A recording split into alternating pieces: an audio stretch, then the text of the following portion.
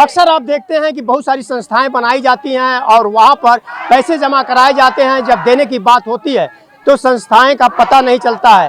और इसी तरह का एक और मामला हमारे सामने आया है। हम आपको दिखाना चाहेंगे कि जन संघर्ष समिति महाराष्ट्र राज्य द्वारा जो इसके अध्यक्ष हैं साहू राज माने जी, उनसे हम बात करेंगे।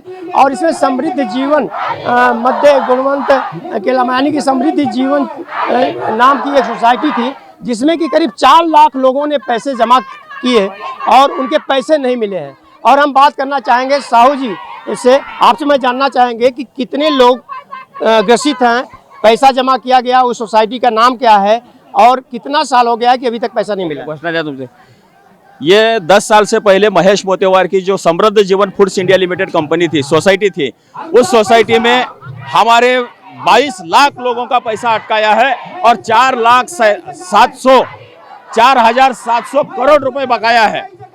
ये पैसा हम अपनी मेहनत से उसमें पूंजी लगाई थी, लेकिन सरकार ने इसके ऊपर बैन लगाकर इसके ऊपर एमपीआईडी कानून के अंतर्गत इस पे गुना दाखिल हुआ है। और महाराष्ट्र में जब कम से कम 22 लाख लोगों का पैसा इसमें आना बकाया है।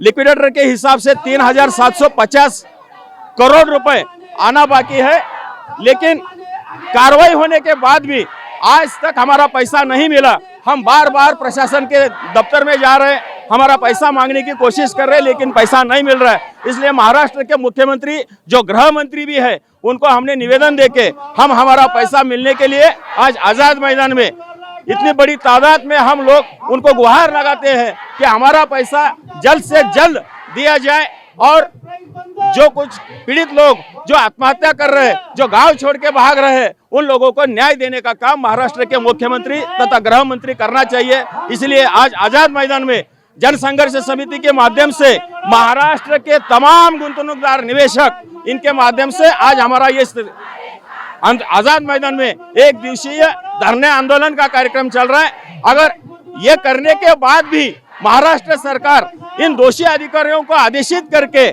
हमारा पैसा नहीं देगी तो आगे हम उग्र आंदोलन करके ये पैसा हासिल करने की संस्थाओं की अगर हम बात करें, जिस संस्था में पैसा जमा है आप लोगों का, आप जब वहां जाते हैं, आपके लोग जब वहां जाते हैं तो वहां से क्या कहा जाता है? आप लोगों कहा जाता है कि हमने इसके ऊपर कायदेशीर कार्रवाई हुई है, हम सब मालमत्ता इकट्ठा किए हैं, जल्द से जल्द आपका पैसा दिया जाएगा, लेकिन मिलता नहीं है।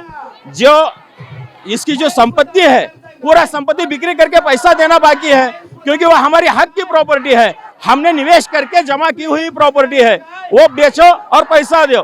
कितने वर्षों से इस तरह का चल रहा है? ये 10 साल हुआ। आज 2014 में पहली केस हुई थी, 2015 में दूसरी केस हुई और 2018 में इसके ऊपर सक्षम प्राधिकारी की नियुक्ति करने के बाद भी सब प्रॉपर्टीज कब्जे में लेने के बाद भी अगर जानबूझ के ये नहीं होता है तो इसमें प्रशासकीय अधिकारी, महाराष्ट्र शासन और महेश मोतेवार ये सब इन्वॉल्व होकर हमारा पैसा डुबाने की कोशिश कर रहे हैं, ऐसा हमें लग रहा है। लेकिन सरकार लाड़की बहन योजना जैसी योजना महाराष्ट्र में लेके आई है और लोगों को पैसा दे रही है, लेकिन हमें हमारे हक का पैसा चाहिए। हमने जो इन्वेस्ट किया है वही पैसा हमको देना है। इसलिए हम महाराष्ट्र सरकार से विनती करते हैं, गुहार लगाते हैं कि हमारा पैसा जल्द से जल्द देने की कोशिश करें। मैं आपको बताना चाहूँगा कि ये पहला मामला नहीं है, इसी तरह के तमाम मामले आते हैं और लोग अपने गाढ़ी कमाई का एक एक पैसा एकत्रित करके इस तरह से जमा करते हैं, लेकिन जब उनकी ज़रूरत होती है तो ऐसे पैसे जब नहीं मिलते हैं तब इस तरह के धरने प्रदर्शन किए जाते हैं। जैसा कि आपने देखा कि पिछले 10 साल से ये लोग जद्दोजहद कर रहे हैं, पैसा अपना पैसा जमा जो किए हैं उसे लेने के लिए, लेकिन अभी तक कोई उचित कार्रवाई नहीं हुई, जिसके कारण इन्हें धरना और प्रदर्शन करना पड़ रहा है।